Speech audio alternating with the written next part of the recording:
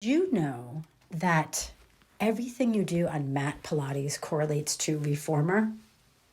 So here I am doing some serious core work with feet on a big exercise ball, one of my favorites. So upper abs going side to side here and lower abs are just holding the ball in place. And then we can actually do something called Parakeet. So you lift up those legs to a high bridge, and when you bend the knees, you roll the ball in. See how I'm using my feet, tippity toes to heels, so I'm flexing and pointing the toes. That is like really good for your legs. It's also called footwork on the ball. And when I'm staying in high bridge here and I'm rolling the ball in little pulses, that is serious hamstring work. Arms up, I'm going to roll down through the back. And then I'm going to straighten the legs and roll the ball away. So here we go, bend the knees. Press the feet, lift up. Really hard to do without pressing arms down here, but rolling down through the spine and then straighten the legs out and roll it away. Now, also with the ball, you can pick it up and do what we call a V-sit or teaser. So that means you're going to lift everything up. All right, so toes to touch the ball, right? And you can, the ball is good because it's a weighted ball and it gives you like a little bit of momentum, but still makes it challenging. This is a big lift of the legs with an exhale and roll back down. Now, plank to pike on the ball takes on a whole new meaning of serious arm work, shoulders, and a digging deep of really hollowing out, scooping up. And then, of course, like we can add to the intensity by tucking under and just do little pulses. Good. And so here I'm doing similar exercises on Reformer. My feet are gripping the black metal bar. And I'm doing those little curl ups. Arms are long. And then we're going to go to that parakeet. Bend the knees, hollow out. Lift to high bridge, long legs.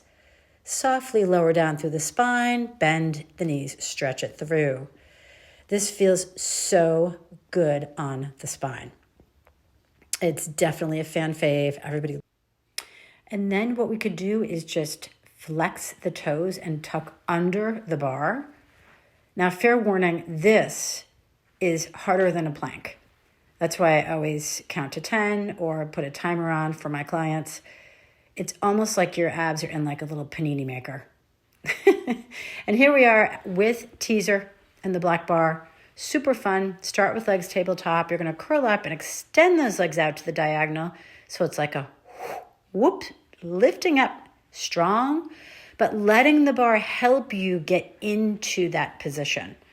All right, so the Reformer and props are very similar in that they just help you to get into these strong core exercises so you can get more flexible, more balanced, everything. Now, here, I'm going to hold it up. This is like the full teaser. Long legs to scoop and lift. When you lay down your neutral, you're going to imprint and lift. Awesome. That is just so fun. That's one of my favorites. In addition to Reformer, we're going to do long stretch, which is planking. And it's really a body saw. You're rolling back and forth. So it's inhale back, exhale, shoulders up to wrists. Your legs are squeezed tight. Your feet are firmly against the shoulder rest. And here we are at something called Upstretch.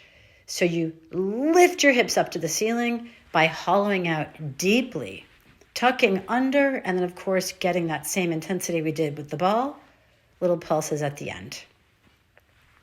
Now, one thing we also did today is hamstring curls on the box.